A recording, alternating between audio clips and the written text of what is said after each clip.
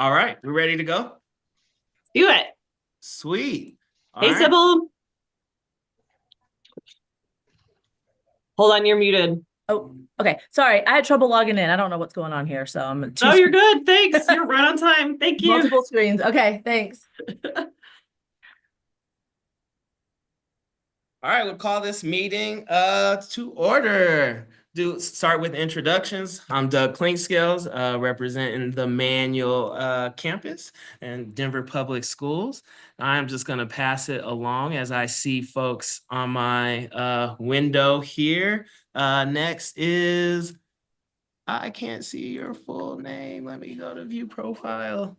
HUD. It's Dave. I think it's Dave Huss. Is that Yes. Awesome. Hey guys, yeah, Dave Huss, representing the Carter Coaches of Girls Sports today. Welcome. Thank you, Chase. Chase McBride. I'm the Executive Director of Activities and Athletics for St. Vrain Valley. Welcome. Sybil. Sybil Booker, CHSAA board member and principal at Overland High School. Welcome. Jeremy. Jeremy Kearns, Athletic Director, Byers High School. Welcome. Mr. Johnson. Rob Johnson, Chaparral High School, also in the Continental League. Welcome. Carson. Morning, everyone. I'm Carson Kuntz. I'm the building principal in Otis, Colorado, 1A schools and YWKC League. Mr. Benji. Benji, Director of Athletics for Denver Public Schools. Mr. Derek. Yeah, Derek Easton. I'm the Officials Association, which is IABO Board 4. I'm the president of that. I also serve on the executive committee at the IABO national level. Happy to be here. Welcome. Jesse. Jesse Shawcroft down at Centauri High School in the Intermountain League. The brains and heart, Miss Lakin. Hi, everyone. Lakin, Crane, CHSAA. Richard. Richard Hargrove, Superintendent, Athletic Director at Walsh. Mercy. Mercy Ames, CCGS representative from Strasburg High School. Hey, good to see you. Steve. Steve Wilson, Superintendent, Big Sandy School District, Simla. Right. Coach Shays, you teaching in there? I'm in my 6th grade English classroom right now, going on. Hi. Todd Shays, Kent Denver, boys basketball, 6th grade English and history. Welcome. Thanks for having me. Thanks for being here. Wendy. Wendy Berhansel, Superintendent, Harrison District 2 in Colorado Springs. Sorry, I don't have a video because I'm driving between schools. Drive safe, please. Mr. Hargrove, did we get you? Yeah, he did. Yeah, you did. Okay. And Bethany. Hi, everybody. Bethany Brookins with CHSAA. I also want to give out a shout out to Lakin. Doug said it just so effortlessly, the brains behind the operation. And a huge congratulations to Lakin as she is pregnant right after the basketball season. So she's going to survive state basketball and then have an amazing baby girl. So we're very excited here at the CHSAA. Hey. Yes. Thank you guys for being here. All right, team. Everyone has the minutes open from 2024. Wants to review those. Bethany, are we gonna we need to approve those minutes? Yes, please. Yeah. Okay. If people had an opportunity to already check them out, we would entertain a motion in a second.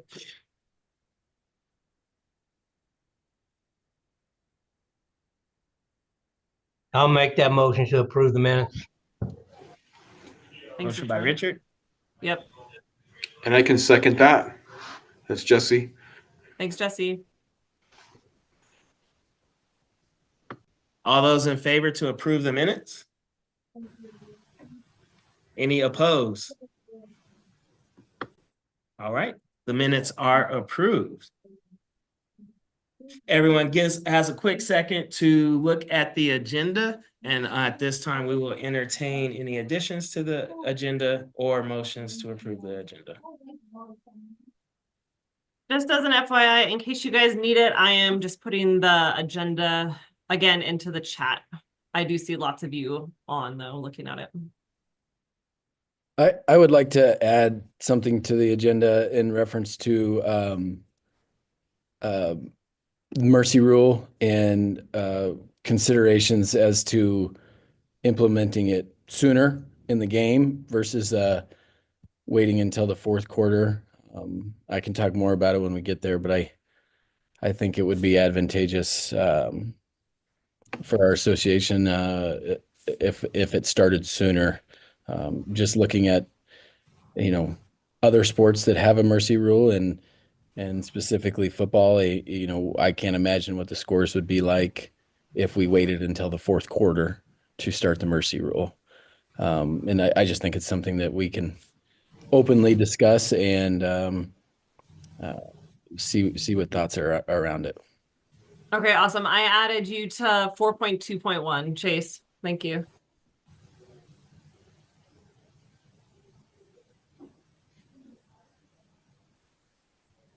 Any other additions? And Mercy, just so you know, our official name for it is the sportsmanship rule. I'm not sure if this is something that could be added. This is a national rule, but the rule around technical fouls and when a student receives a technical foul, sometimes they might be escalated and they have to wait to be subbed out before a coach can work with that student to de-escalate and provide instruction. Is that something that we can visit here, or because it's a national rule, that's not something that can be visited? I turned it to Derek, but if it's actually in the rule book, Kevin, that's not something that can be discussed by our committee. Go, Derek, do you have anything? Yeah. So Kevin, describe what you were saying again. If a student athlete gets a technical foul, they have to wait to be subbed out. Right. Okay. You have to wait for the 2 shots to be subbed out. Yeah, I'd have to look at that because I think we could potentially sub them out before the 2 shots, especially if it was that player that the coach wants to sub out. I'd have to look at the rule book, but that would be a national level if it is the rule book. But I guess there's nothing that would stop CHSAA from putting out a memo to like the officials association and to the coaches saying, if the player that gets the technical foul is to be subbed out by the coach, that we can sub them out before the 2 shots. I don't see why that would be an issue, and I think it could be something that that CHSAA could potentially institute at the state level. Okay, so I think we could add it and discuss it. Okay. Yeah. Okay, anything else? I'll add it down here.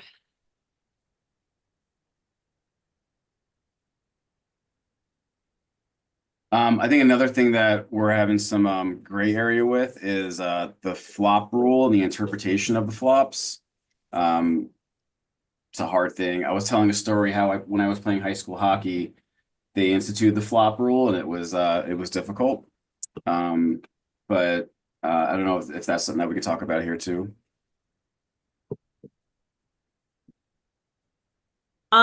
Maybe I'd ask Kevin or not Kevin, Derek to just give like an update during your update on how that's going, since Yeah, I know I'd be happy to. Yeah. Yeah. Okay. Yeah. Thank you.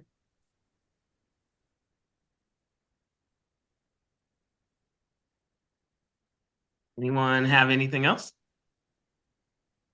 And just as an FYI, Doug, that last year's committee report is just a helpful link. So we don't have to do anything with it. Copy that. Thank you. Sure.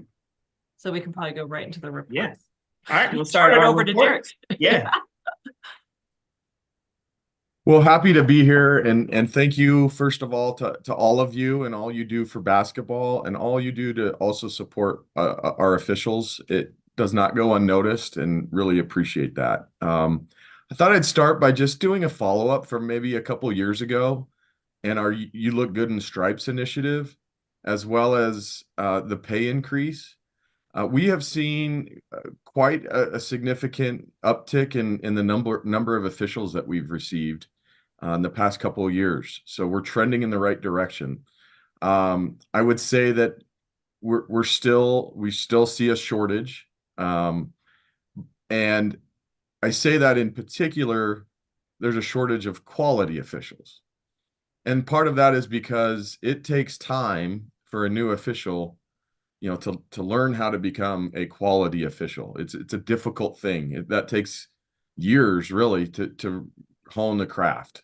And the really good ones, unfortunately, oftentimes will lose to like the college level, and they'll give high school basketball up sometimes. But we are seeing an increase in the number of officials, albeit it's still not perfect, and there is still a shortage. And we still, on certain nights, especially Tuesday and Friday nights, are very challenging to cover all of the games. And that's something that next year, and working with Bethany, we probably need to look at moving some more games off of Tuesday nights to Wednesday or Thursday, and Friday night games to Thursday or Saturday. I know from a financial standpoint, that may not be the best, but from the official standpoint, it's kind of necessary. So we try to keep those Monday nights reserved in case there's weather, right? Obviously this year, knock on wood, we've had some good luck with weather. But you just never know, right? Some years it's worse than others, and we got to have nights available to reschedule games, and we kind of reserve those for Mondays. So, but Tuesday nights and Friday nights are very challenging from that standpoint. I would also say that with the pay, I know we're scheduled to get an increase next year of $5. I would recommend that we still try to, on an annual basis, see some sort of increase. I don't know if it's $5 or what that number is, and I know that this committee may not address that, but if you have any influence on other committees that meet on that, it would be a beneficial thing. One of the reasons why we had to work so hard to get back is because for many years, we didn't have an increase, and that put us way behind compared to other states. So slow and steady wins the race, rather than trying to come up with rabbits out of the hat to get us back up to a level that's competitive with other states. Wanted to give appreciation to all of you and your efforts with your game management. It's really, as an official, it's really important to have a good game manager on staff at each game, and to have them identify themselves, let us know who they are, and who we can turn to if there are any issues. So really appreciate that. We also, as a board, we are aware that on occasions, some of our officials may act inappropriately or do inappropriate things. And I'm talking not call judgment, right? Not your play calling. We can debate that, but if there's any other inappropriate behavior that goes on at the schools, we're constantly addressing that and working with CHSAA on that, and up to and including some pretty severe punishment. So, if you have issues with officials, please let CHSAA know, let your assigner know, and they'll pass that information along. Again, it's never fun, but it's part of the business. When we're getting people that we don't really even know who they are to become a high school official, we do a background check, but on occasion there are some bad apples in there, and we try to address that. Wanted to talk about the shot clock for a moment. We're excited for it to come, not next year, but the year after. We're going to start this summer. There will be some camps that will have shot clocks at their camps, and we'll start trying to do some training this summer.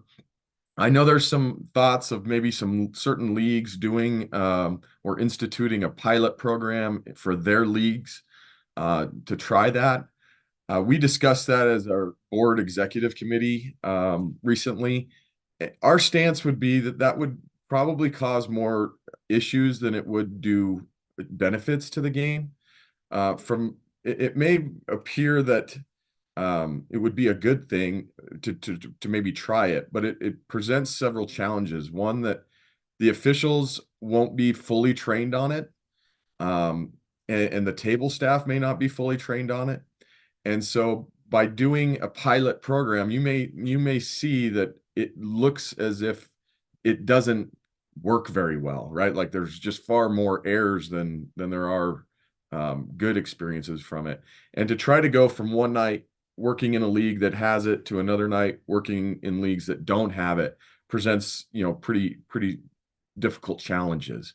Our stance would be, we would prefer that it be instituted across the board, all levels at the varsity level, 1A through 6A, all at the same time. That way we're all dealing with it and we're all learning from it at the same time, not just certain officials that may have, 6A boys or 6A girls games, while other officials may not have those opportunities.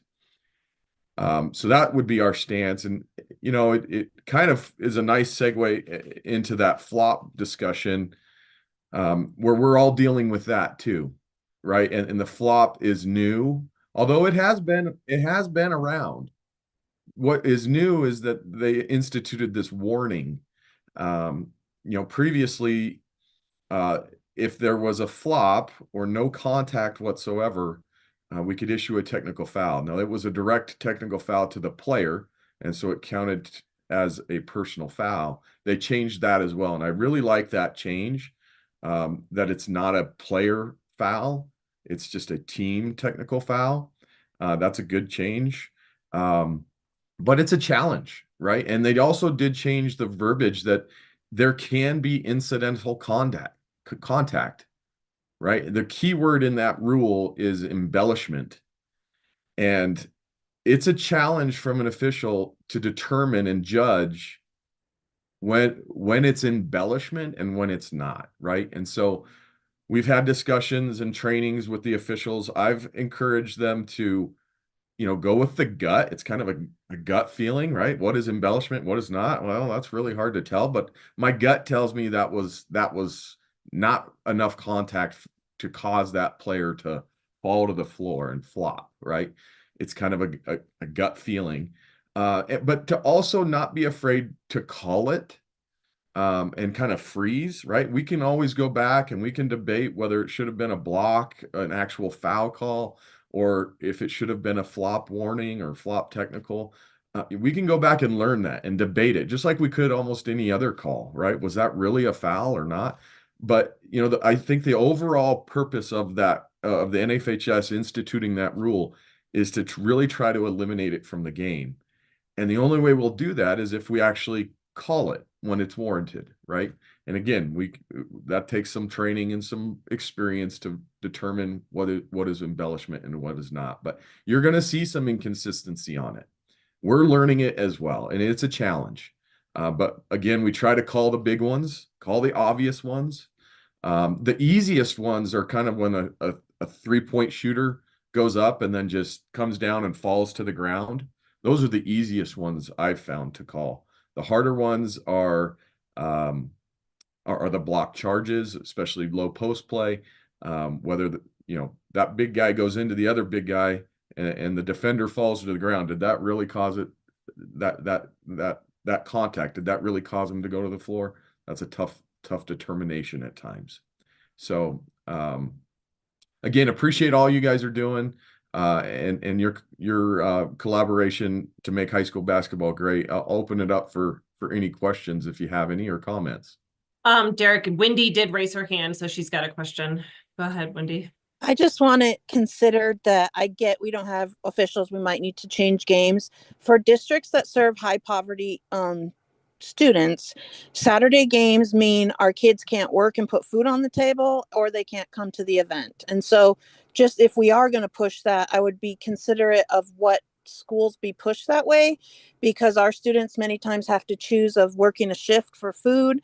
They can't get here on Saturdays. We don't have a bus. So just if we are going to go that way, please consider what districts are doing and what students have on their plate to be able to participate. Great comment. Absolutely. Yeah, we can take that into consideration for sure.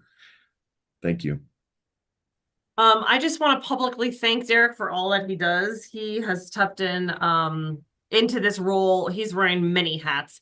He also assigns all officials around the metro area and just has done a tremendous job. Definitely my go-to, even just to bounce ideas off of and comments and frustrations. And so, Derek, thank you so much for your leadership, not only as president, but a signer, everything that you do. And unbelievably, this is your part-time gig. So we're very grateful for all that you do. I'm very thankful for you. It's my pleasure. Yeah, it's a passionate thing. So happy to give back. Thanks. Any other comments for Derek right now? He's going to stick around because, yeah, go ahead, Chase. Yeah, this is similar to Wendy's point, and Derek, we certainly appreciate, up north here, we've certainly had significantly better coverage. So, kudos to you and the guys up north. It's been great for us. And I also wholeheartedly believe that, while not the 50% increase over the 3 years, we need to continue to increase yearly. I will tell you that, budgets have been hit pretty dramatically by the officials' cost, and we're still trying to figure out how to navigate that. And from our data perspective, from football, moving a football game off of Friday to a Thursday is about a 40% deficit in gate revenue, which turnaround pays our officials. So at one, to say that I could support moving games to Thursday and an increase is not something that is probably tangible for us. I do support the increase, but it would be really difficult for us to get on board with moving things off of Friday, considering the gates that come with Friday nights. I appreciate that, and I certainly understand it in football, right? Friday night lights. I mean, it's just kind of part of our culture. I'm curious, honestly, if you have any sort of data on moving a game from a Tuesday night to a Wednesday night. Is there any significant change in gate fees from that, or even a Friday night to a Thursday night for basketball? I understand football. Friday to Thursday is significant. Okay. Tuesday to Wednesday is not. Okay.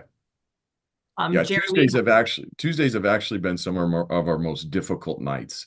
So I'm looking more at Tuesdays to spreading out some more games onto Wednesdays, especially in the Denver metro area, right? Some of the rural areas, it may not be as big of an issue, but I'm talking Denver metro and maybe even Colorado Springs and up north in Fort Collins. But, Friday nights are challenging too. I understand that though.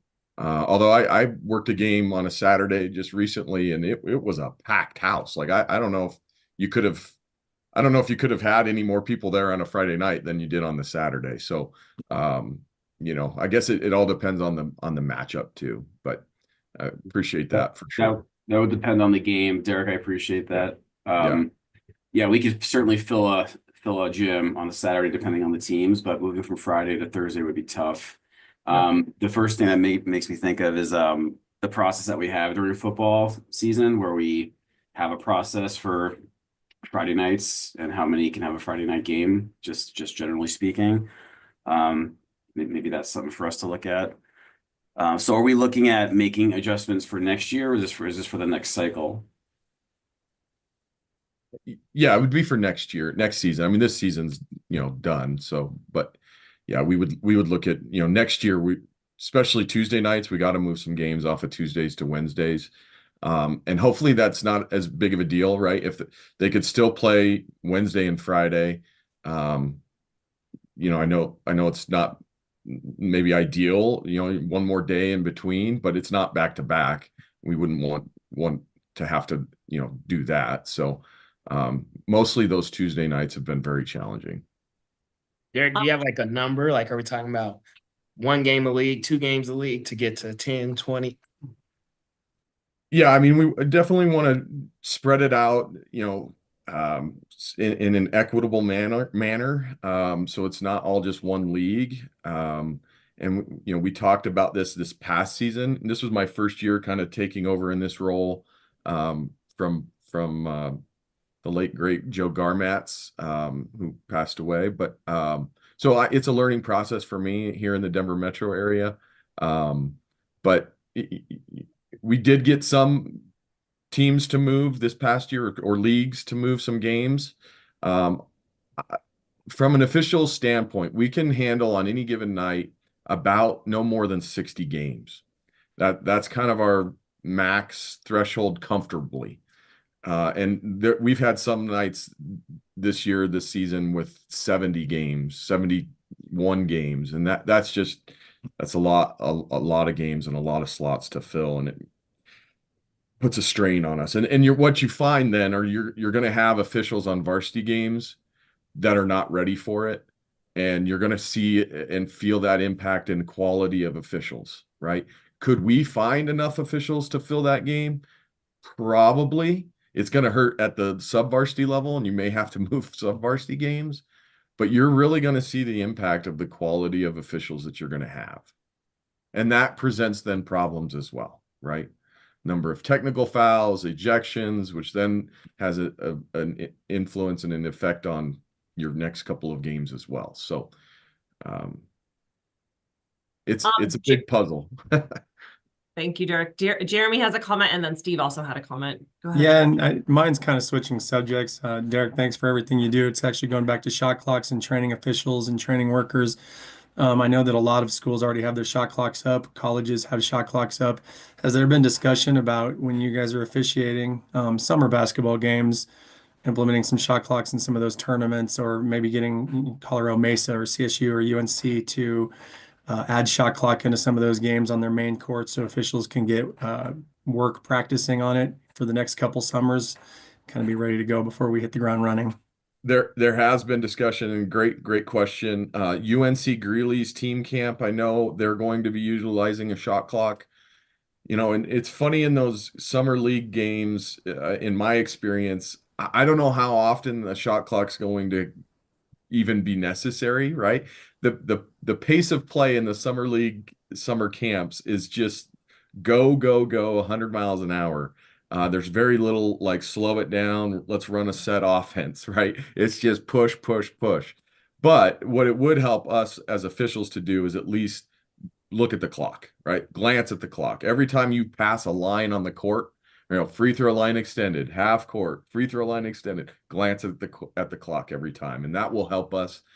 So to answer your question, yes, there has been discussions. I know I work with Dave Hall at the Metro camp. We're going to talk to Metro to see if they'll do that, a similar thing to, like the UNC Greeley team camp. I don't know if, any of the other collegiate team camps, if they're going to be running it or not. But to answer your question, yes, we're going to try it. I would say, if you've got a scrimmage or something and you want to turn on that shot clock, do it, right? Like I don't think that's going to hurt anything, but to try to pilot it at a full level, I think that would prove to be very challenging at like a league level. Steve, you had a comment in the chat. Yeah, nothing really to say. It was just a comment.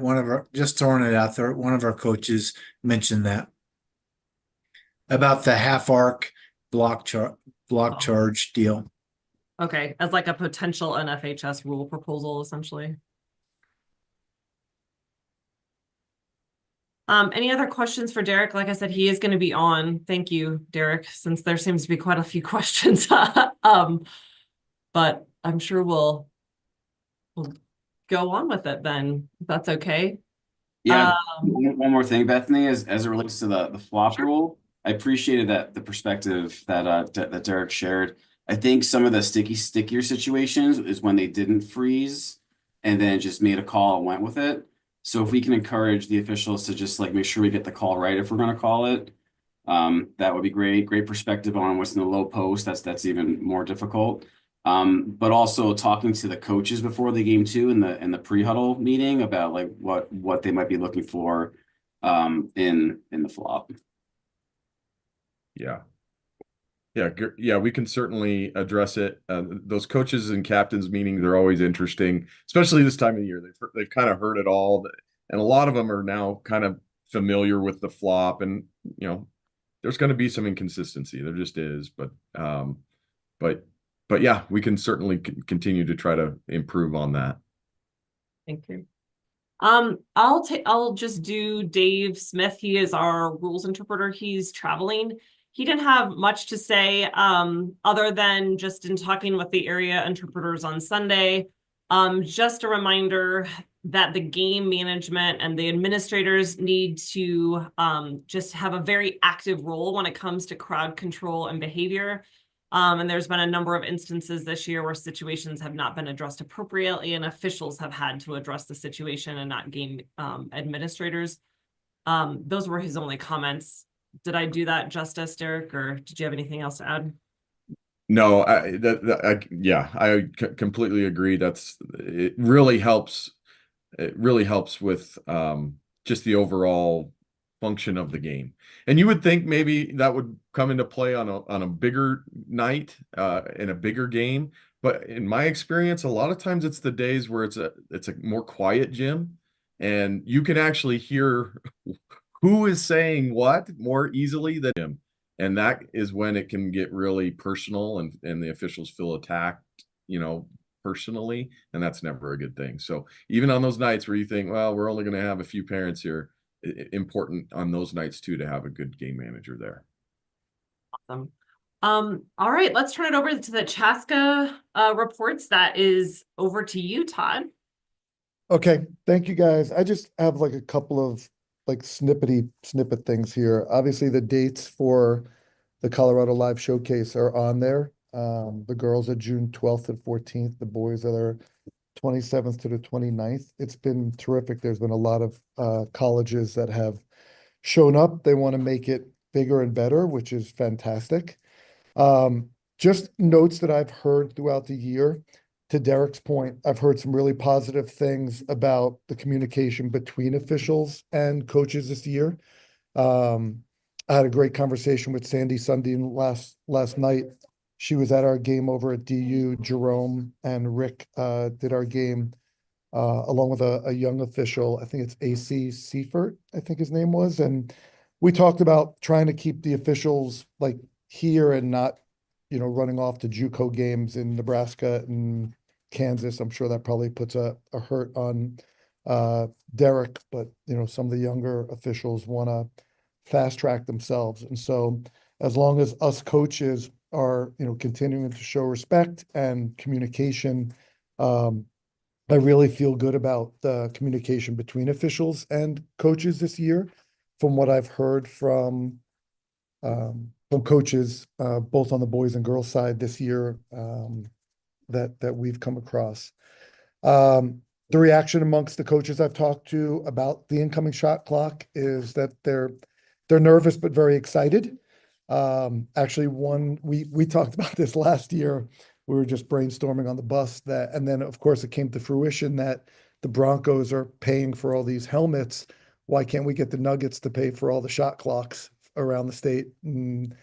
And then, help out our our high school kids. So that's just something to think about. I don't know if anybody knows Mike Malone or anybody in the Nuggets kind of realm.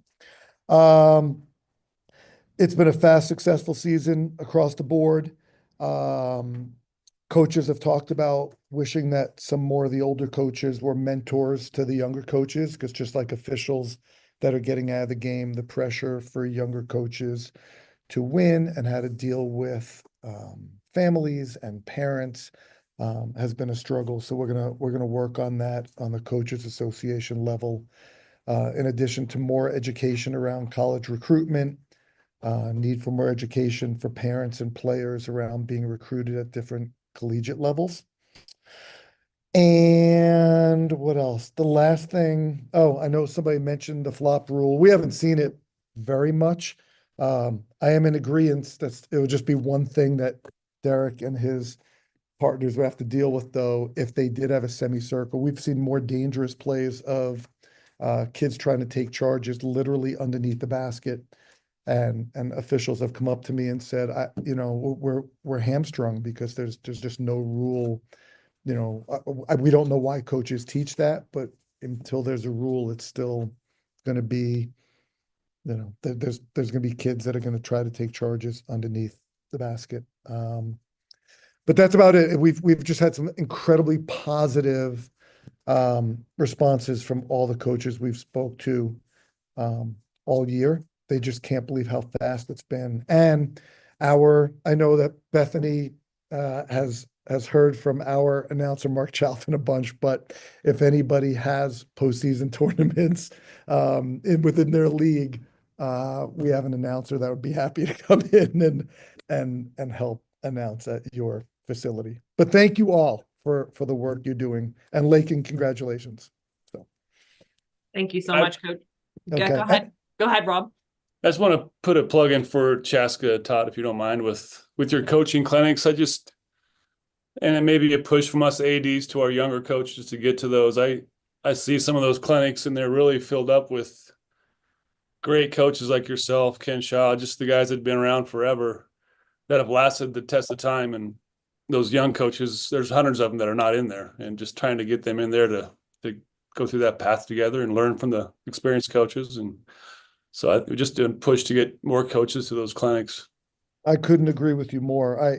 And listen, we've tried. I've been fortunate over the years to know now a lot of RMAC coaches, and people know the CU and CSU coaches. And while we're not the most exciting of collegiate states, to hear from Tad Boyle or Nico Medved or Pryor Orser or Mike Dunlop is fantastic, and it's underappreciated. And so the apathy around the basketball clinics has been alarming, and I really would like to see something done about that. We've been fortunate. We had Nate. We had it over at Chaparral 2 years ago, and it was well attended, but it really does kind of fluctuate. So I appreciate you saying that. That's one of the things, one of the touch points that I'd like to change. So thank you. Thank you. All right. So we are moving on to the Colorado coaches of girls sports. Let's start with Mercy.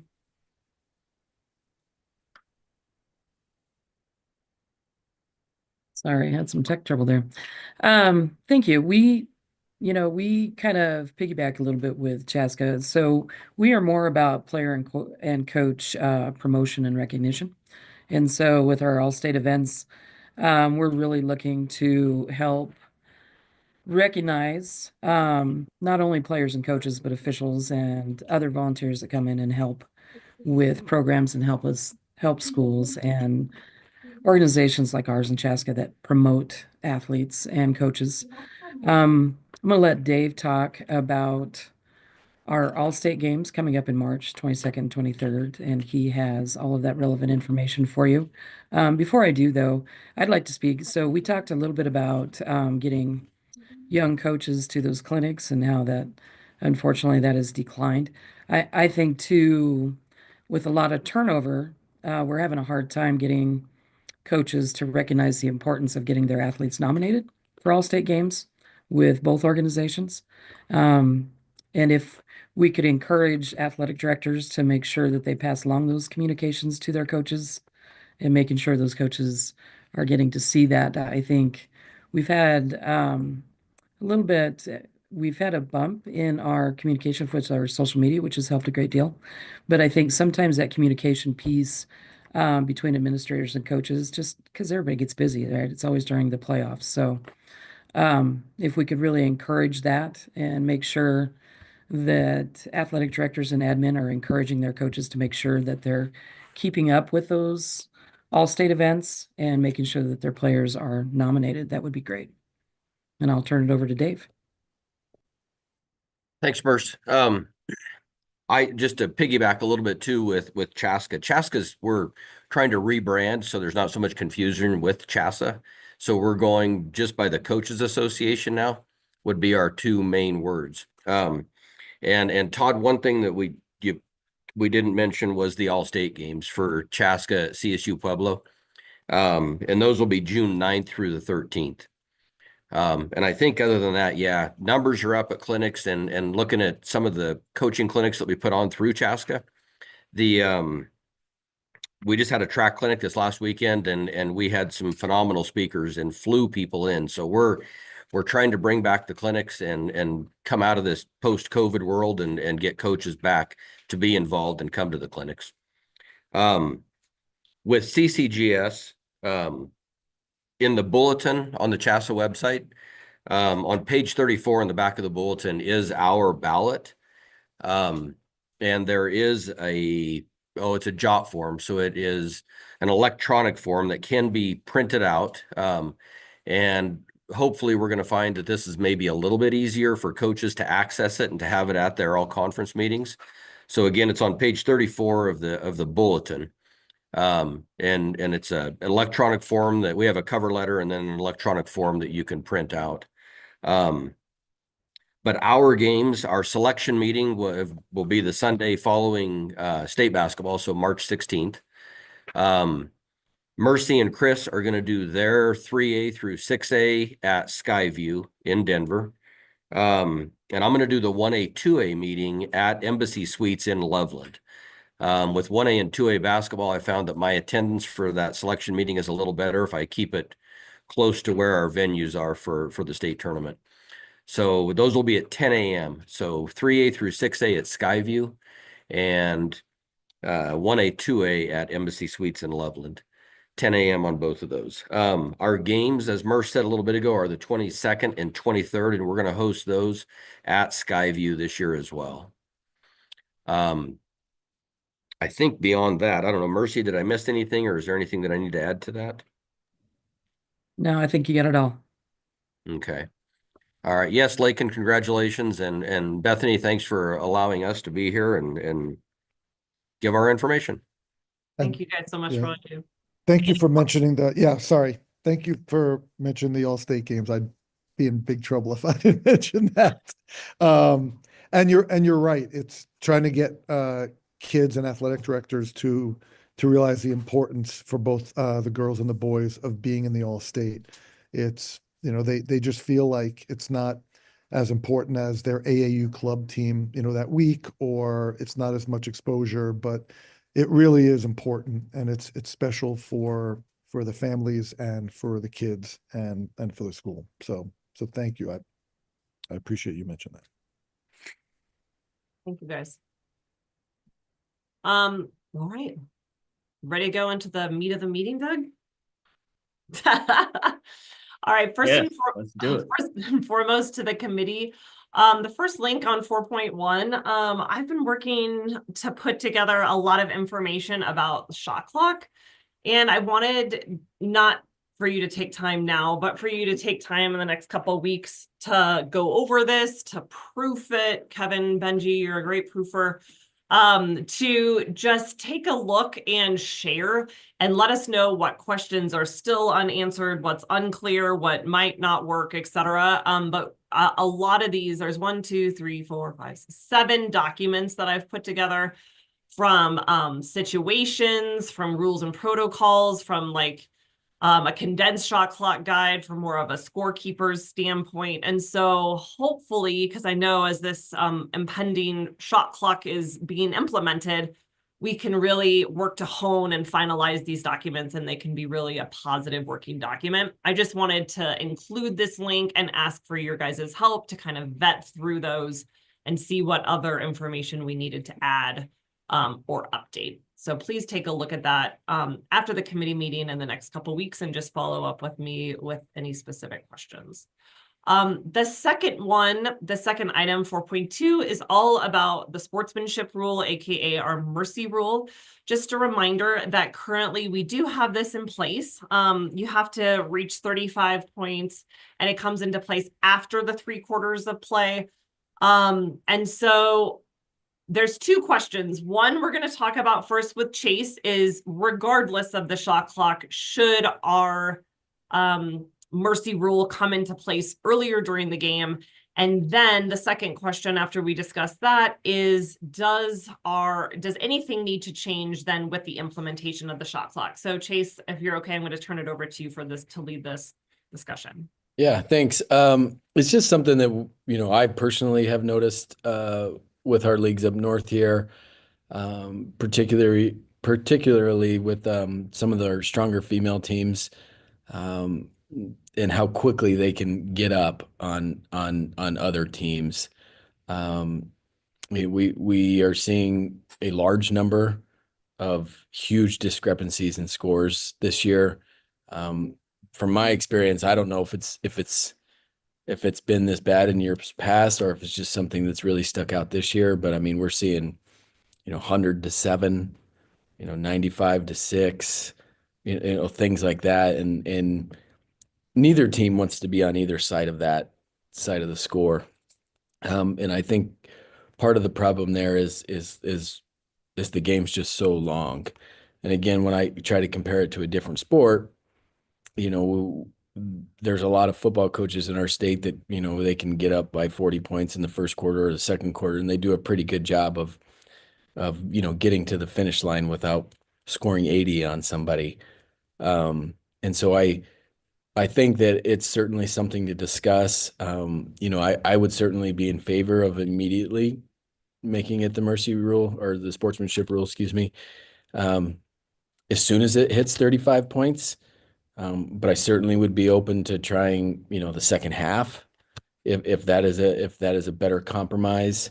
But I think it's negligent of us to completely ignore this and to say that, that the fourth quarter is good enough, because there's a lot of scoring that happens in the first three quarters. So I would be in full support. And I know I'm not, I'll make a motion at some point, but, I would certainly love to open for discussion if to see what other people think about, a first quarter or, as soon as it hits 35 points or a second half. I just think it'd be better for the game and, would avoid some of these huge lopsided scores. I asked a couple of coaches about that, and one coach was in favor. Yes, let's start it after halftime. If we or the other team's up 35 points, it's not going to change the outcome. So let's have a running clock after halftime. And then another coach told me basketball is such a short, only 32-minute game. It's short. No, I'm not in favor of having it before the fourth quarter. So I got two different things. And then last year we were playing a team, and and I don't even know if it's in the rules, but if both coaches agree to do it at halftime, then we can do it. But we've done that sometimes.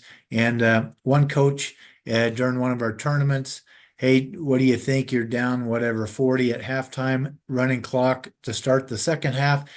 And he said, no. He said, I've driven so far. Our team's driven so far over here. We want to play. And then this year, same kind of response from another team.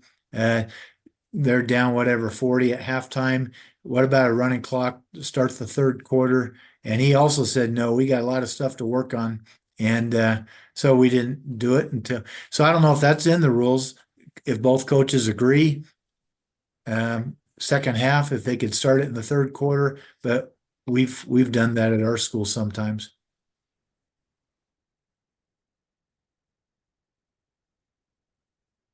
I'd say it's not really in the rules, but I'd love to hear what other people think. I think when you bring in shot clock, that may or may not become a bigger thing. I think what Chase is talking about. The other side of that is I think so that will increase the amount of possessions. And I would hope that our coaches that are up by 40 or 50 are subbing in, hopefully some of their JV players, and allowing the other team to, like you said earlier about, hey, let's work on some things. I need more possessions. I need to play defense more and learn how to rotate and play against these better players. And so there's two sides of that for sure. But I guess with the shot clock, potentially that could influence that. Like, do we shut the shot clock off as well, or we let that keep going? I think that's going to be another thing where some coaches are going to say we want more possessions. We want to learn. And some are going to say, we just need to get this thing over with. So there's definitely two sides of that discussion for sure. I will tell you that Rashawn and I led our sportsmanship and inclusion committee. We're combining the equity and the sportsmanship committee to the sportsmanship and inclusion committee. And so we had a long discussion 2 weeks ago about this particular issue and how it is really, like Chase said, I don't know, it just seems like it's really come to light And if I'm 100% honest with you, there are schools that are apologetic and they take full blame and, you know, we're not going to allow this humiliation to happen again. And then there's other schools that are, you know, essentially making excuses. And a lot of what we talked about at the committee was just hearing this, well, what are we supposed to do? I mean, at some point, what are we supposed to do? And you know, that just like you said, the issue of, well, are your starters out? Are you full court pressing? Are you half court trapping? Like that actually still goes on. And we're seeing, you know, we're thinking here and sitting as the basketball committee thinking like, well, these are no brainers. Well, that stuff is still happening.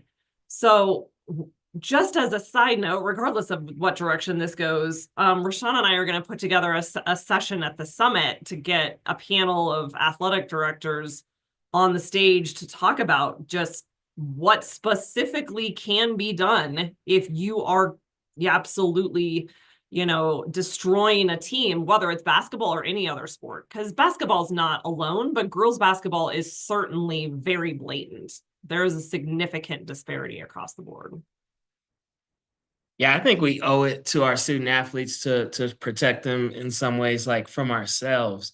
And I think starting the sportsmanship rule in the third quarter after halftime would be a great step into that. And I think you know, I've seen in situations where maybe even for one team they have two or three really good players, but then the bench struggles to like get the ball up the court and be able to run a play. And so they keep those two or three really strong players in, or one of the strong players, and then they just run circles around all the kids. And it really doesn't, you know, help slow the game down for that other team. And I would hate for, because what we're running into, right, is students who maybe have not had the opportunity to play sports all their life. So now they're out there getting frustrated, and you would hate for that frustration to manifest themselves in like a clothesline because they're just so frustrated from our inability to protect them from that situation.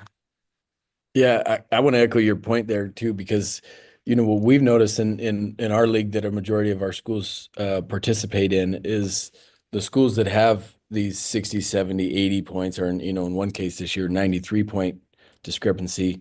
Those schools now all of a sudden they started the year with 3 levels. Now they have 2 levels. Now they have, you know, so it's just like people just start dropping like flies and quitting. And on one level, I can't blame them. I mean, who wants to go out there and lose by 80 points every night? And it, you know, we've gotten ourselves into a position now where we're calling schools ahead of time saying, hey, this, you know, this is the caliber of team we're showing up with. We know what your caliber of team is. Please take it easy. You know, so I don't want to get into the business of policing ethics, you know, so if we can certainly help provide some structure to that, I think it would help officials. You know, they get put in difficult spots about, you know, should I call travel? Should I not? Like, man, this is getting out of hand. How do we do this? Is this even becoming safe? Because then you're right, Bethany, there is the other side of that is, you know, it's what do we do? Like, you know, I'm 10 deep with kids that are better than the, you know, I can put my bench in and they're still going to beat this team by 50 or 60 points. So I just think it would be, you know, the scores are there. I think we see that. And I would be shocked to find out if a team comes back from being down 35 to win. To Rob's point, you know, the shot clock will increase the number of shots. You know, we've worked with some of our teams that are struggling, and why don't you run a minute of offense before you shoot, so that way the other team doesn't get the ball back so fast. Well, you know, one, I don't know, you know, maybe they always can't run a minute of offense, but now they can't because we'll have to shoot. So it's a little bit to me of like, you know, I just feel like it's negligent to ignore it. And I think we need to at least, you know, again, I'm in favor of starting it at 35, but if you know, if the majority of this committee is in favor of starting it at halftime, I'm certainly fine landing there to see where that lands. Thanks, Chase. Wendy, you have your hand up. Yeah, I just want to say, so we have 2 comprehensive high schools. One is the one beating everyone, and one is the one getting the mercy rule done. And it doesn't feel good to be in any position, but I think we have to do a better job of letting superintendents know this issue, because in our district, you better not be full court pressing if we are in that situation. Like, that is the expectation. You will get a personal greeting from me about unacceptable. And we have to, as superintendents, own some of this and set the tone in our districts. But I would also say, having the team who's also losing, that is the longest 3/4 of play when we can't make, like they said, we can't even get the ball up the court to get to half court to have a shot. And anything we can do to make that misery go faster, in my opinion, will help girls go out for basketball. We know we have less girls out for basketball across the nation, and I think we are maybe contributing because of that. So if we can proactively reverse that, we would be all for that. Jesse, go ahead.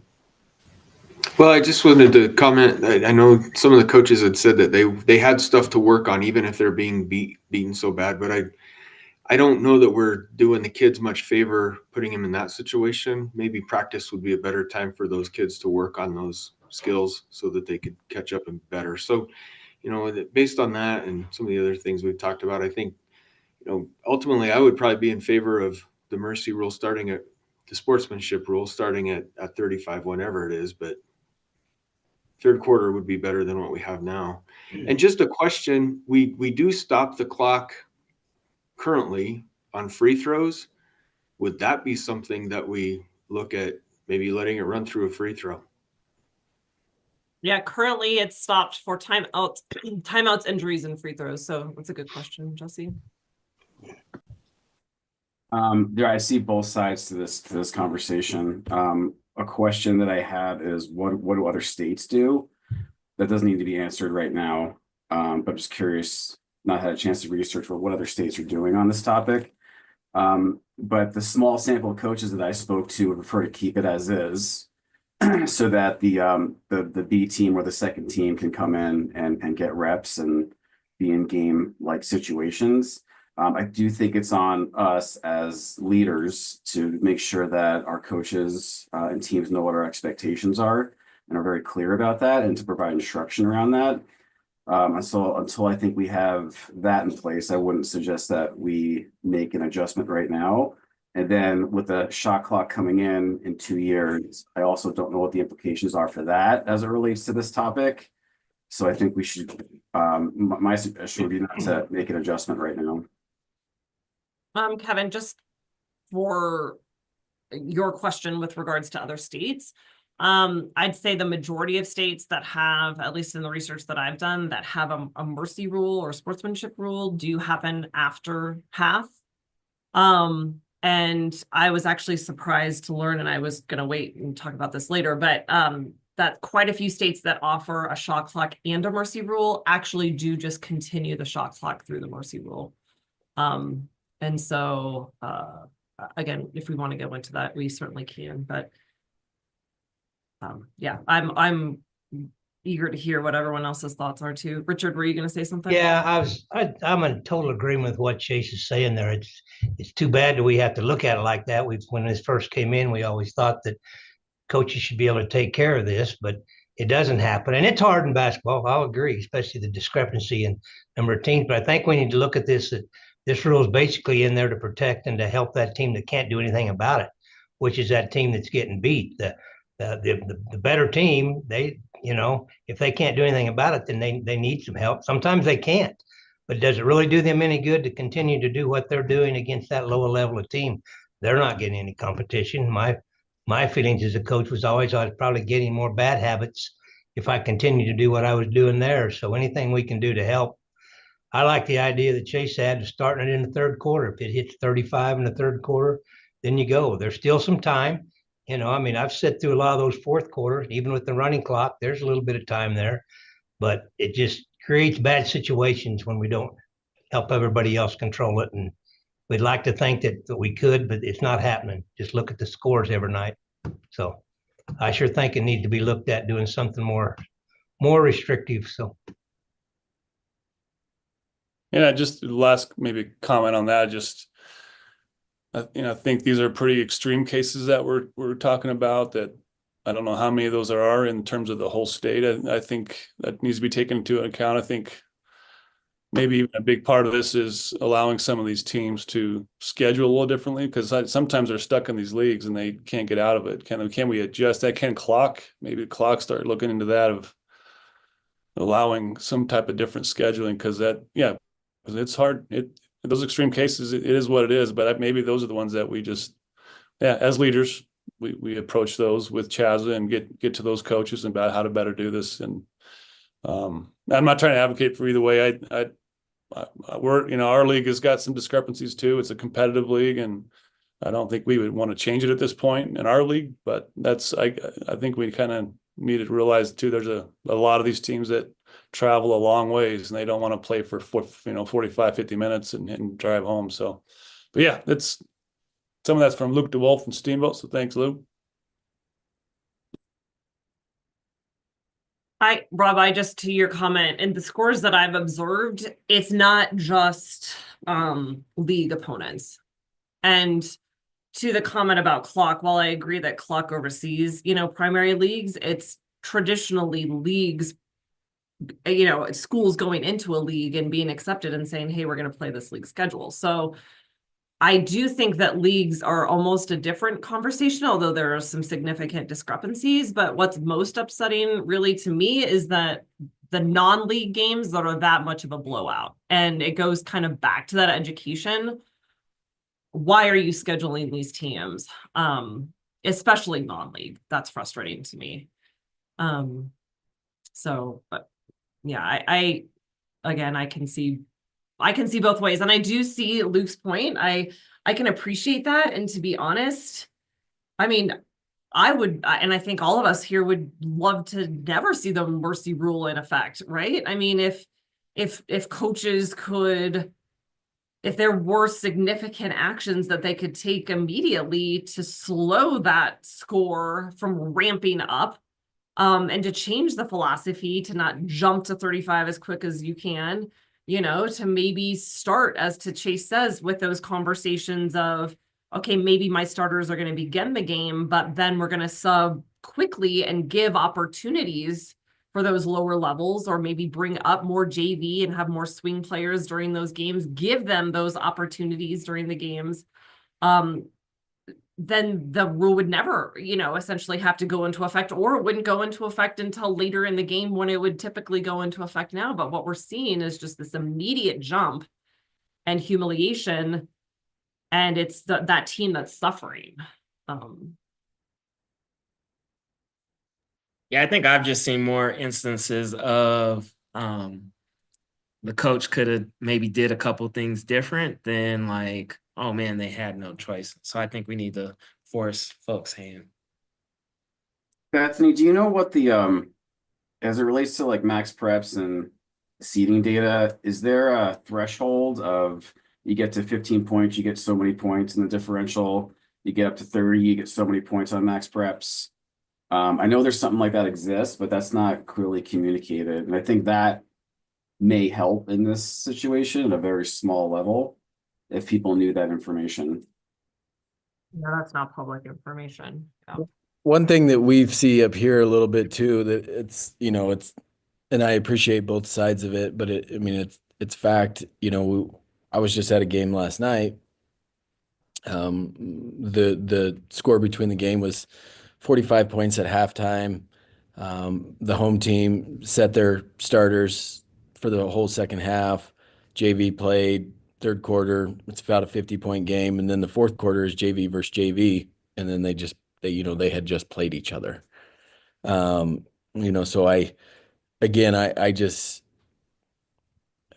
it sounds to me like the happiest medium of the group right now would be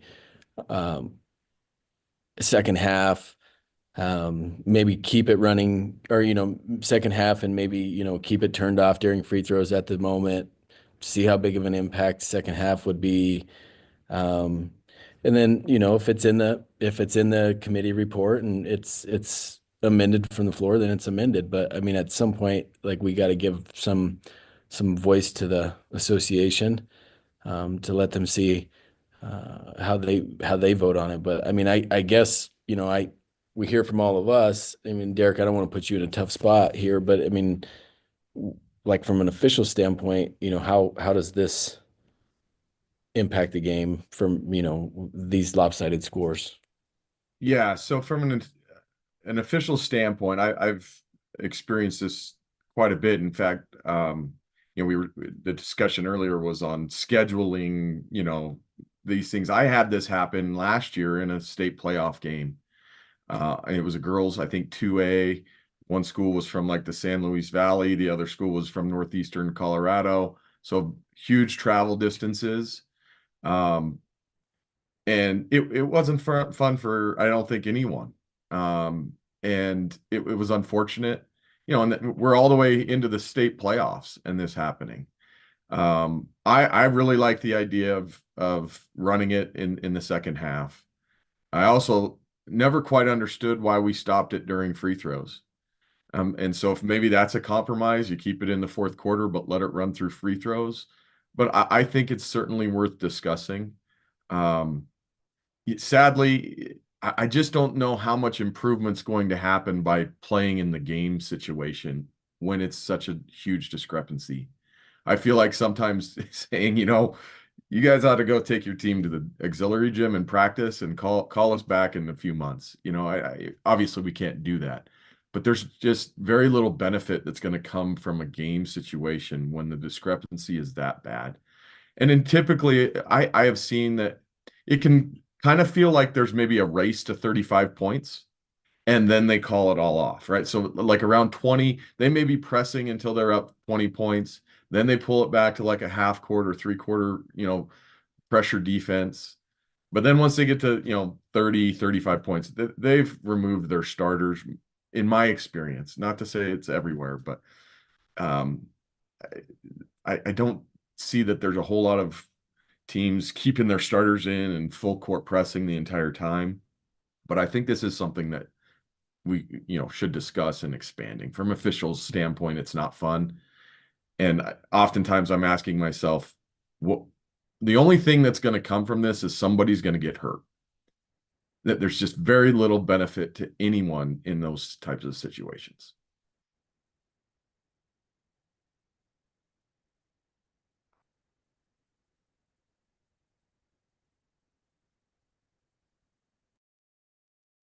Chase, you got a official No, motion? I think Bethany was talking there. Were you muted, Bethany? Yeah, I was. Sorry, I was off and you guys couldn't hear me. I just wanted to address Steve's comment in the chat because I think it's legit. That you mentioned, in years past within a league, a great team could play a poorer team with their JV and it doesn't count as a varsity game for the great team. That's still true. However, it would just be determined if that was allowed by like your league bylaws. Some leagues require that a varsity plays a varsity. Others, there could be some flexibility with that, but the power really lays within the league. So like, let's just say Overland's varsity was amazing and Cherry Creek's varsity was not. And so technically Overland could play their JV team against, Cherry Creek's varsity, and then Overland's varsity could schedule another person, as long as that was within their league understanding and bylaws. So you're right. There could be some flexibility maybe with scheduling on that.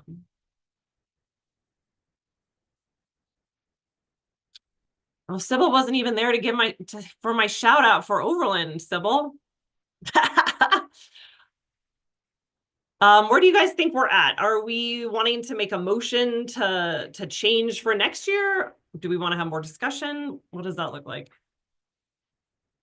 I'm certainly open to making a motion. Again, I think if it's in the committee report and if leagues don't like it, they can, amend from the floor or amend prior, and, then it's an association vote. And I firmly believe that's where all decisions should be made by the association and the vote of the greater good. So I'm open to making a motion if we think we're ready for it. All right. So we can, Bethany, there's a motion, there's a second, and then there's the discussion, right? So we can amend the motion before it's fully voted on. Yes. Okay, so I'll just start it with everything. It sounds like halftime is it. So I'll make a motion that that the sportsmanship rule start in the second half, that the clock runs during free throws, and that the shot clock turns off during the sportsmanship rule. Keeping it at 35 points, Chase. Yes, 35 points. I'll second it. So to start, just to verify, start the sportsmanship rule in the second half, still at 35 points, and to run the clock through the free throws. Is that correct? Correct. And turn the shot clock off when we get there. I don't know if that Can does we that make that as a separate discussion with the shot clock? we can make that separate because we Okay. don't have shot clock next year, I guess. So Can I get a clarification real quick? Say a team gets fouled, they're about to go to the free throw line and they call a timeout. Shot clock stops, still doesn't start back up when they come out to shoot the free throws. correct. The timeout stops the clock. Okay, so even when they come out of the timeout and go to the free throw line, it'll stay stopped at that point. Correct. I'd be maybe more in favor of both quarters, second half having the clock run, but only take half a step and still have the clock stop during free throws. I would agree with that, Steve. The game is so short to begin with. Was that in a motion for an amendment to that? Is that strike that from that? Okay, if I need to make a motion for an amendment, I do.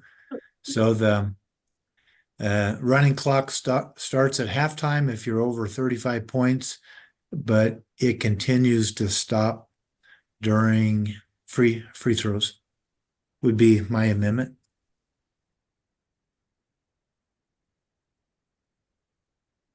Any other discussion then?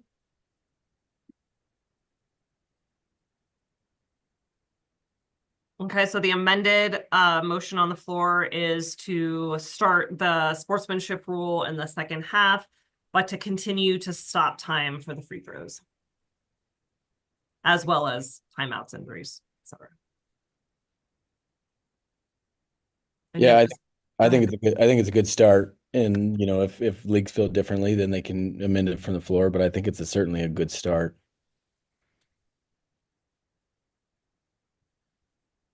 You want to call for the vote, Doug? Is this majority or Yeah, it's majority. Okay. Do we want to roll call or should we just start with all those in favor, give a thumbs up, maybe?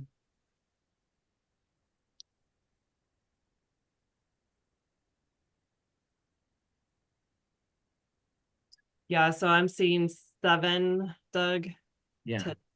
And then I don't Rob think I have and a vote. yeah, and then Rob and Kevin, are you guys a no or an abstention? I'm a no. Okay. No for now. Yeah, no. Okay. Okay. Okay. I think it's 7-2. Is passes. that everyone? There's 9 on the meeting? I think Because so. Wendy isn't here, and we didn't ask Brad what his vote would be, but I guess we didn't know what it would be. Correct. That we're making a motion. Yeah, and then Mercy, Dave, and Derek are just guests. So 7-2. yes. Yeah, 9 committee members. Okay. Okay, thank you for that. So that'll be effective next year. Then the larger discussion then on the implementation with the implementation of the shot clock. And again, just knowing that we don't have to make any decisions today, but just to start this conversation, because even just over the last couple of days, I feel like I've got a better understanding of both sides. If I'm going to be 100% honest, when we were talking originally about, our sportsmanship rule in conjunction with the shot clock, my initial thought was like, oh my gosh, we have to turn that off. It's just going to encourage them to score more points. But I think there's a second side to that. And I started investigating that when quite a few of the states, like I mentioned before, California, Minnesota, Utah, they keep their shot clock on. And so I was just curious, like, why would you keep a shot clock on? And so then it prompted the discussion on the other side of, well, you technically don't have to shoot. I mean, you could just encourage quicker turnovers and give the other team that's losing more opportunities to do something with the ball. If we kept the shot clock on. And then it talks about the development of, the JV players, should they, or, the JV or the bench players, should they also be given the opportunity to play with the shot clock and to learn? And then is there any benefit to the table and or the officials if the shot clock goes on? So I am very curious. And again, this does not have to be decided today, but I just feel like, as Rob, I think, alluded to earlier, there's definitely two sides. And so I'm curious to know what your guys' thoughts are. So for me personally as a coach, if we were up in that mercy rule level, I would be telling my kids to reverse the ball 5 or 6 times. We would probably have some code word when they can stop reversing it and then only a layup at that point. However, maybe having that 35 seconds to say you got to take it down to 2 seconds and then get a 2-point shot might take more time off the clock, because I know I've had kids that get that shot up within 15 seconds. It's like, oh man, if you'd had something to look at to take that time off the clock, that might have helped us some. So Jeremy, would you be in favor of keeping the shot clock on, or saying that at 35 you would take it off? I think I would keep it on. I think that it would, like I said, it would allow just I don't know, even when we're adding the shot clock, people are saying that things will change a lot, but I don't see a lot of 35-second long possessions in general, just watching high school basketball. So I think it gives like an aiming point for the kids, for the coaches, like, hey, you're not taking a shot till that's under 5 and it's got to be a 2-point shot. I think that's actually going to help the rule to some extent, just to be able to eyeball that situation.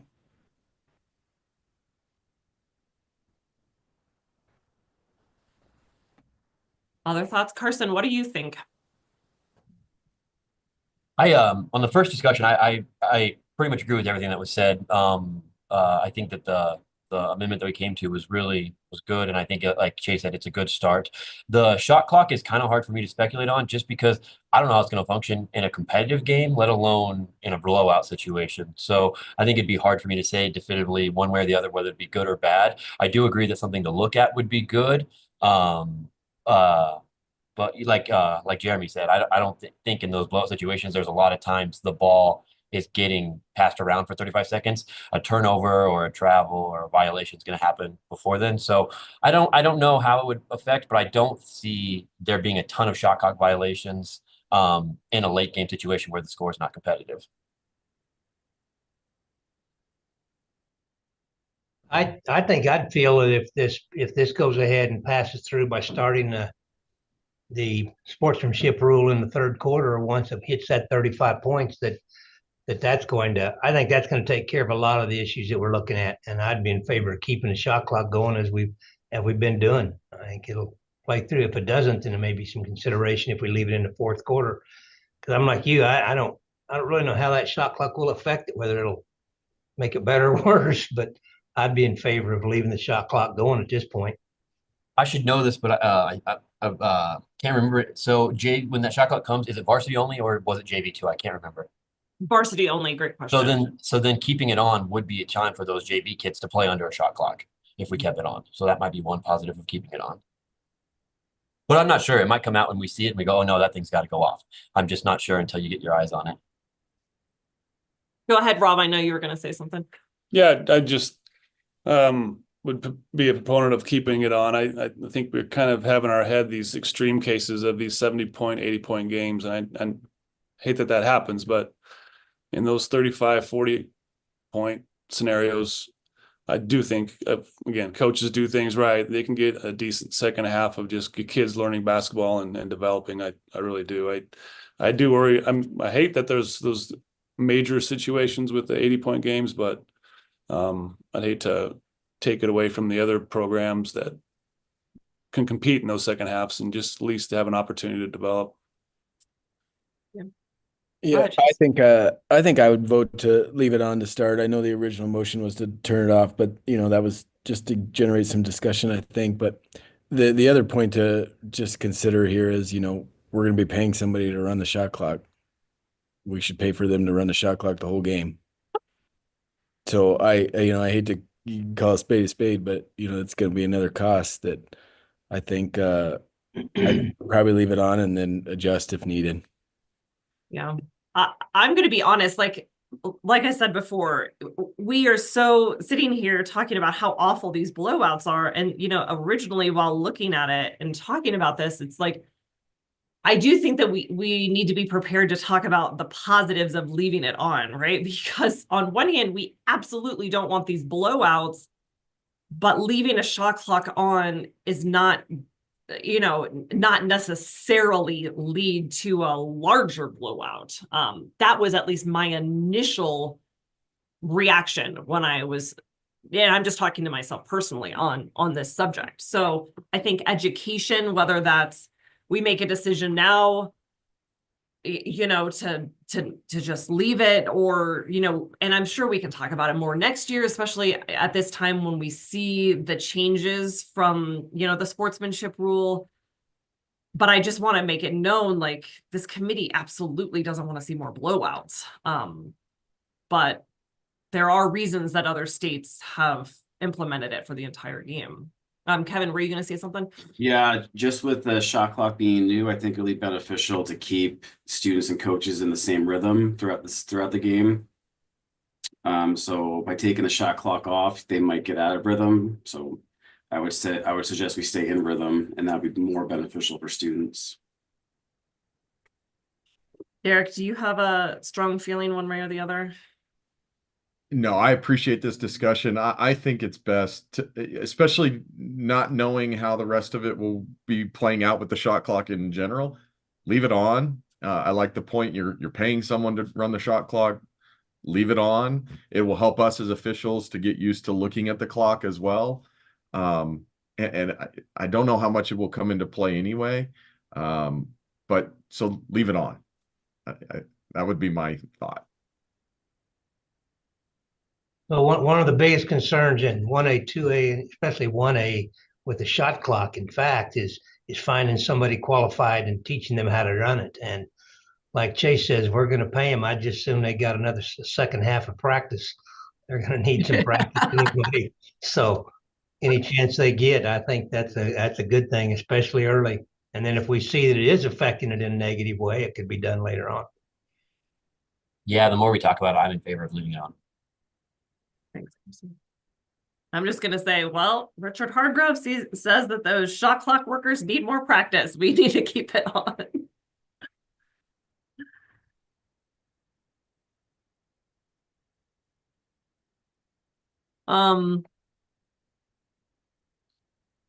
I guess, does anyone want to make a motion to say that we're going to leave the shot clock on, or do we want to come back to this next year, or what are your thoughts? We didn't say anything that we would turn it off, did we? No, I was wondering about that too. I don't think we'd need a motion to, if we don't say we're going to turn it off, then I don't think we'd need a motion to. Good point. That makes sense. Will this land in the bulletin then, or an informational page? I think with the mercy rule, I think just another sentence of clarification, it will continue.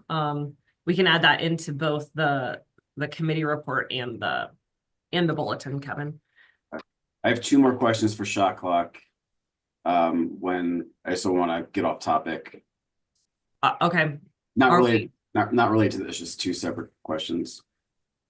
Are we okay, just good as the committee that we're leaving it on? Okay.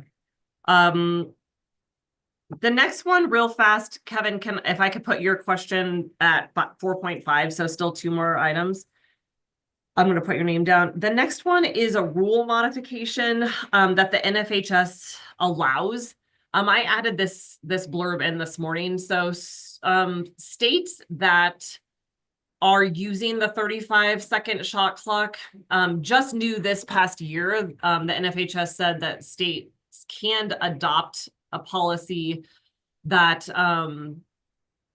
that would allow players to dribble the ball for more than 5 seconds while closely guarded, but they can't hold the ball for 5 or more seconds. And so this would be a rule modification again that would go into place in 26 if we as a committee thought that this was appropriate.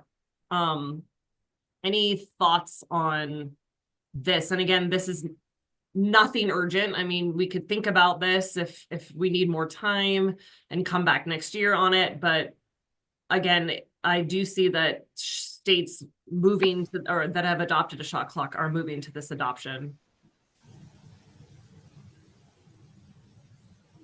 I think we've got a good game. We don't need to modify. So no modification. Okay. Derek? Yeah, I can chime in. Anytime, and this is a bit of my own personal philosophy, but anytime we can more standardize the rules of basketball across levels, I'm for it. So at the college level, this is allowed. We do not have a 5-second count if the player is dribbling. We do if they're holding the ball. Many of our officials officiate both the college level and the high school level, and it's very challenging when they're working a high school game to remember, oh shoot, I have to have a 5-second count. So I would be fully supportive of eliminating the 5-second count once the shot clock is implemented, while the player is dribbling. You're restricted by the shot clock, and I would be supportive of that. I also like the restricted area arc too for a block charge. I know we talked about that earlier, but I don't want to muddy the waters here. But I think eliminating the 5-second count while players dribbling, from an officiating standpoint, certainly simplifies things, and it goes across, like I said, multiple levels of basketball. I agree. Is this something that the committee is comfortable about making, a recommendation now, or do we want to, address it next year? What are your thoughts? I think, Bethany, you've done a great job of getting all those documents ready, and I'm not sure if you need more people to kind of jump in with you as a smaller committee, but of just doing all that stuff together at once. I don't know that we have to do it today, but that was one of them. There's a couple other things that are we probably need to kind of just shore up. Like, do we hit the reset for 20 seconds sometimes and 25 seconds the other time? There's just a lot of little things that I think a little time would be good to look at. Okay. Yeah, I think that the intention is 25, but I did copy a document that had 20, so I could have 20 in there still. And I don't know if this, I haven't dug into this more, but I would think as well, this could pertain to a 10-second backcourt. Rather than the officials having to have a visible count, we simply just utilize the shot clock. Yeah, for sure. That's in there, Derek. Yes. Okay. All right, good. Correct. Go ahead, Chase. You were gonna say something? No, I agree with Rob. I think that I'm supportive of the rule being the same on every level, but also we're gonna find little one-offs like this as we continue to dive into those packets. So I think that rather than approaching a one-off and a one-off and a one-off, we kind of wrap our brains around, even if it's a subcommittee or whatnot, of what the shot clock all entails, so that we can roll that out as a package versus nickeling and diming it along the way. Okay.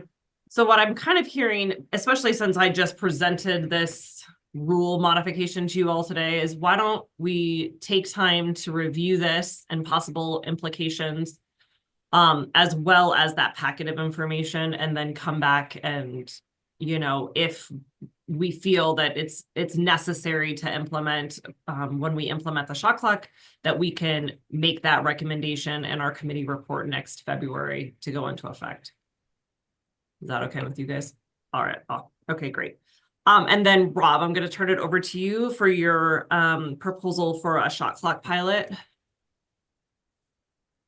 Yeah, I think there's a lot of discussion with this just around. I think a lot of coaches are kind of antsy to kind of just fill it out, figure it out. I more I talk to Dave Hall and Derek and you guys, is there's didn't be a significant amount of training.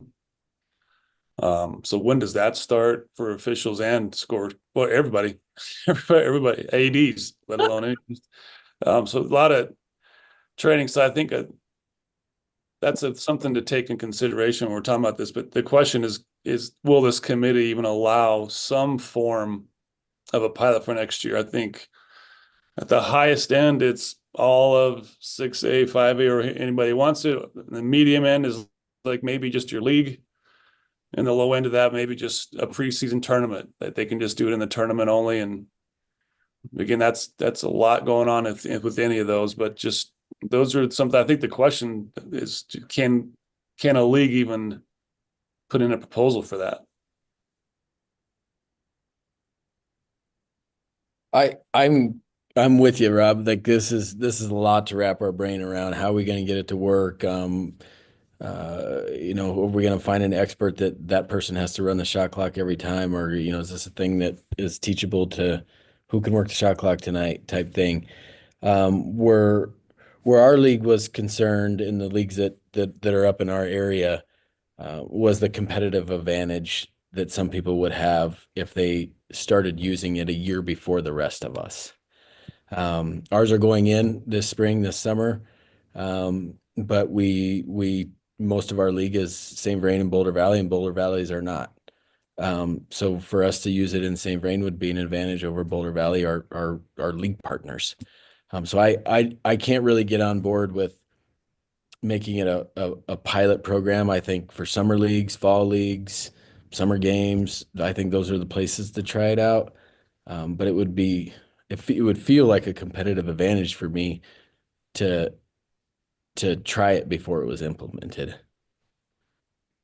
I would say I would agree with Chase on all points. So we're also very eager to get this going as well.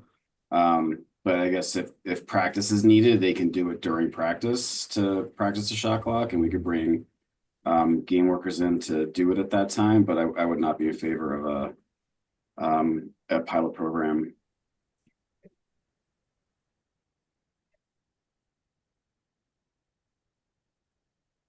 Yeah, I think part of that philosophy is getting a little practice before the official shot clock comes in 26, 27. And again, how that looks, again, there may be a proposal that comes forward. I just want to kind of give you a heads up if that's something they can do. And then, yeah, is summer leagues, even with officials, is that even possible? And there's just a lot to unpack there, but just maybe just a heads up and see where it goes from there. Are you saying, Rob, that at the next legislative council, there might be a proposal? Yeah, there might be. Yeah, there's definitely a few leagues around here that are really interested in having some form of a pilot. And I think they have a lot of work to do to see what that looks like. So yeah, I think it could very well happen. I would say CHSAA doesn't regulate the summer or the fall programs. And so it would really be up to those organizers of the events to determine if using a shot clock was feasible. I mean, I guess to Derek's, I don't want to speak for Derek, but if these facilities or these camps were to utilize the shot clock at the facilities, that would only benefit the officials. Is that correct? Yeah, absolutely. Yeah, it would be beneficial for us to get the chance to practice it too.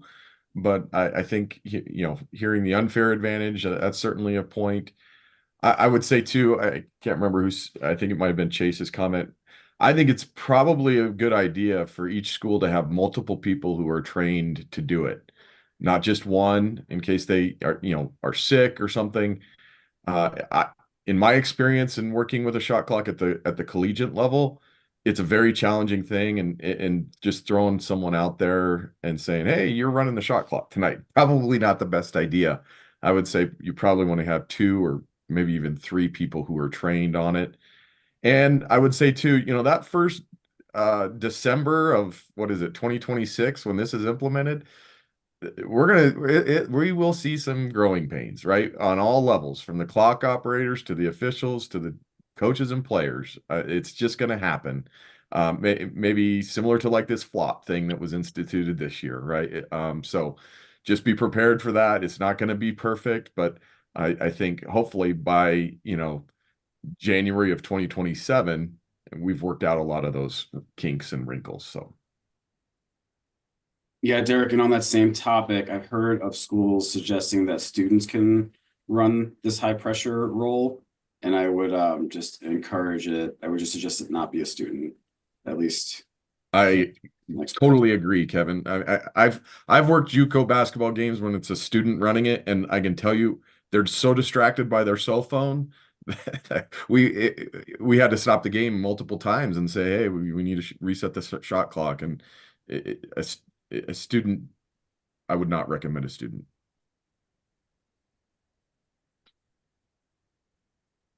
Okay.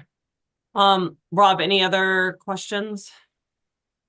No, I think at least it's going to create a lot of discussion, maybe for our legislative council to see what that might look like, how to mitigate the competitive advantage. If it's just tournaments, you know, that's early in the season. A lot of these teams travel, honestly, out of state and play with the shot clock. So they're already kind of getting some of that already. So if we're to do our tournaments only, is that much of a difference?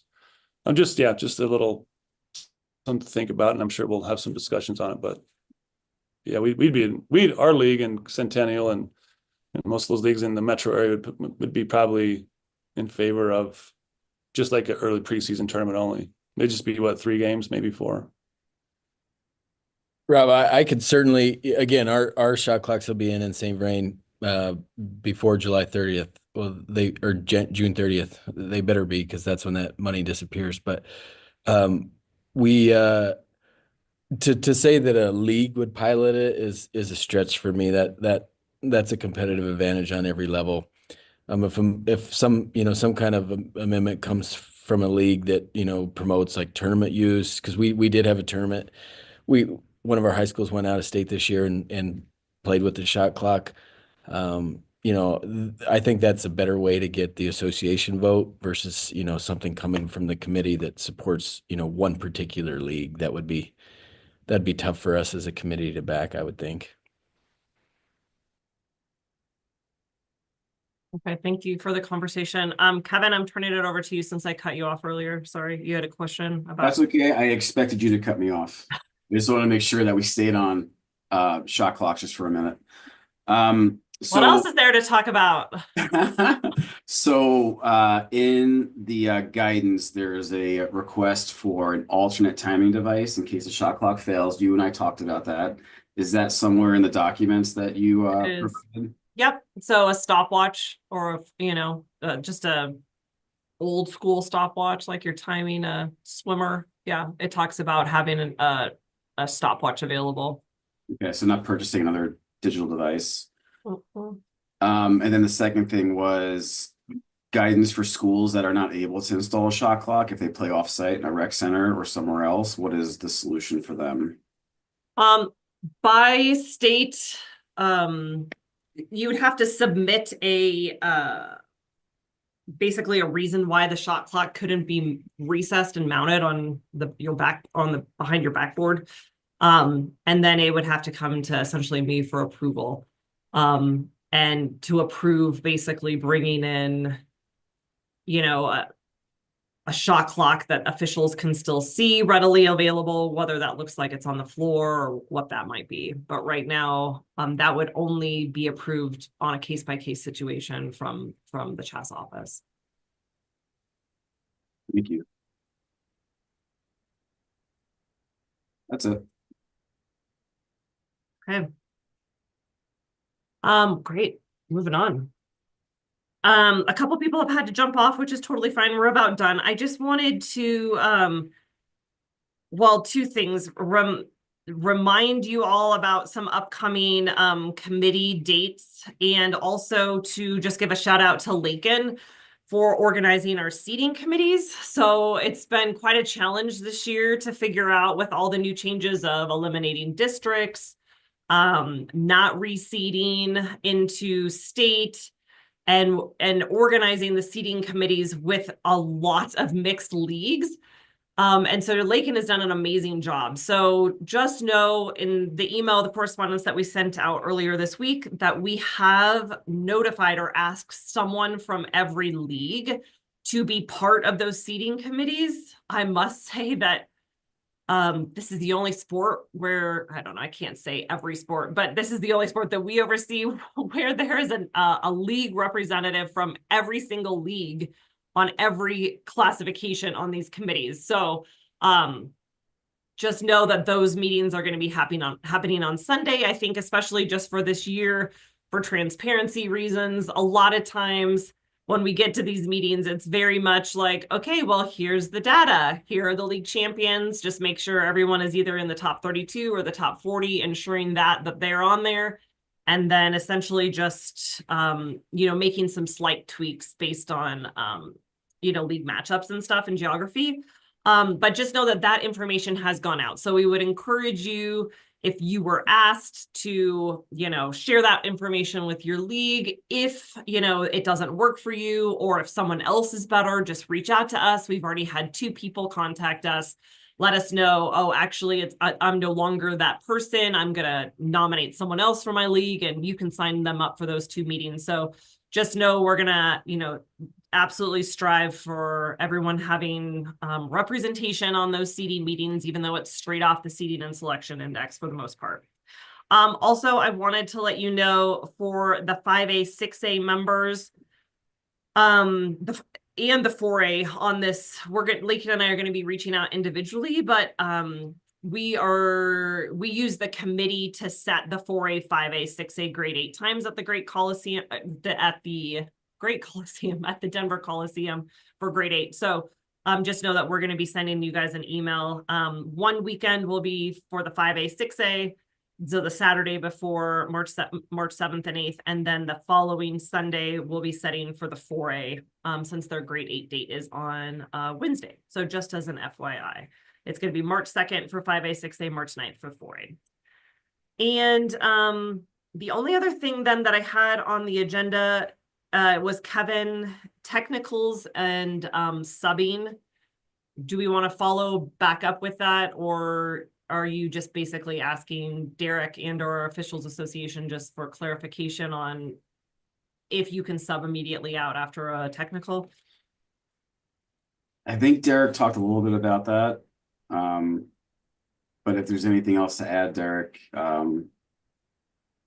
around this topic, where would this land, Bethany? Would this be in the bulletin, or would this be somewhere else? If there was I think the first question is, what does the NFHS rule specifically say around the timing of subbing out? So yeah, I'll have to get back to you. I don't have my rule book right on hand. Yeah, and we can follow up with our rules interpreter too, Kevin, on what that looks like. It could be in the form of a rules proposal suggestion from the NFHS, or if the states have any control of that, we could certainly do that. So right now we're basically 2 potential rule proposals. One has to do with the semicircle, and looking to include that, and then also your question about the timing of the subbing. So we can follow up with you on that.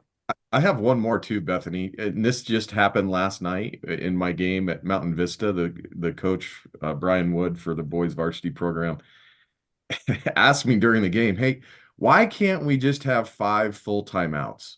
Why do we have to have a 30-second time, two 30-second timeouts? Does that extra minute really make any difference? And I had nothing to say to him during the game, but it's certainly an interesting thought. I don't think a minute of time really makes all that big of a deal, and it sure make things a lot easier. All timeouts 60 seconds, but yeah.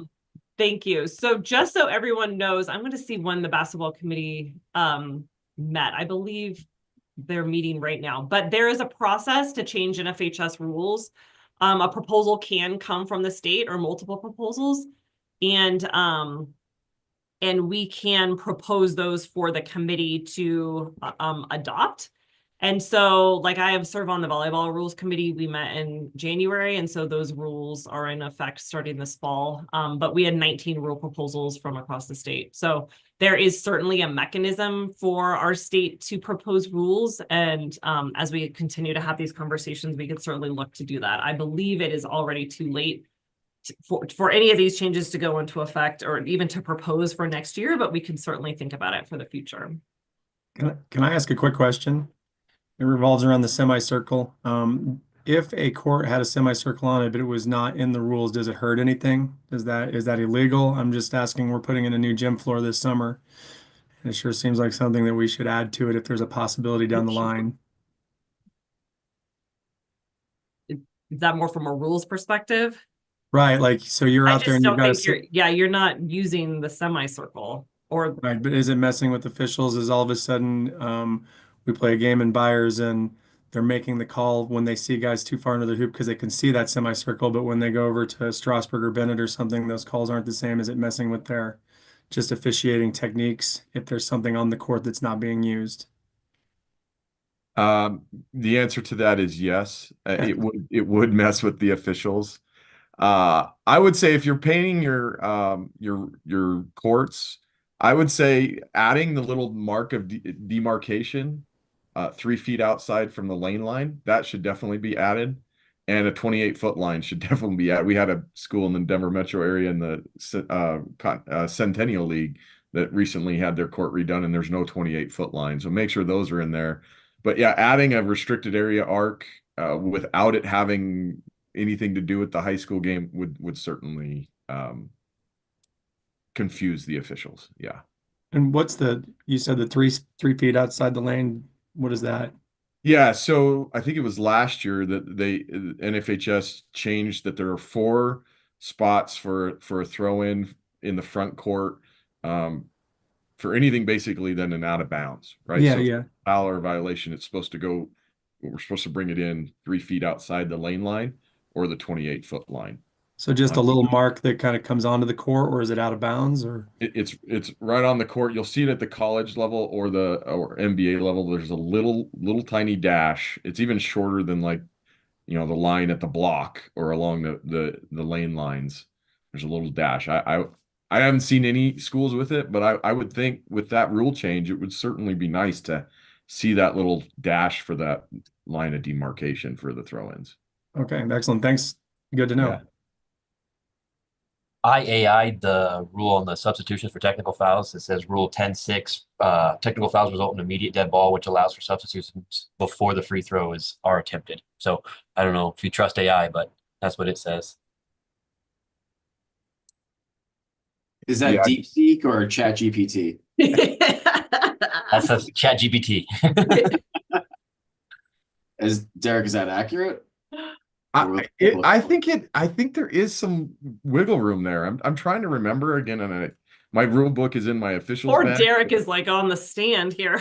Yeah, it's in my officials bag. I didn't bring it to my desk here for this meeting, but I think there is some wiggle room that we could sub them out. Okay. And I don't know if anything needs to be, put out, but I don't know. It's kind of common sense officiating. Like, this kid's out of hand, coach, we need a sub, right? Like, or if the coach is like, let me get my kid out. Okay, coach, let's get him out, So.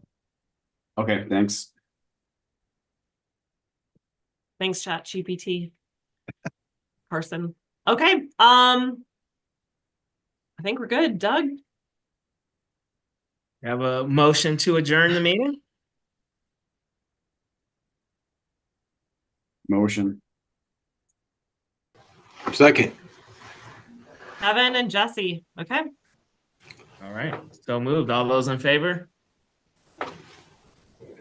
Thank you, everyone. Appreciate everyone's time. Enjoy the rest of basketball season. Here comes the fun part. Here we go. Thank you guys so much. Have a great rest of your Thanks, season. guys. Talk to you soon. Bye. Derek, did you volunteer to start hosting weekly Zooms for the Coaches Association for rule interpretation questions? That's awesome. Hey, if that would be beneficial, we could make that work. So if that's something you want to do, we could find some people to assist. And, like half joking, half serious, that might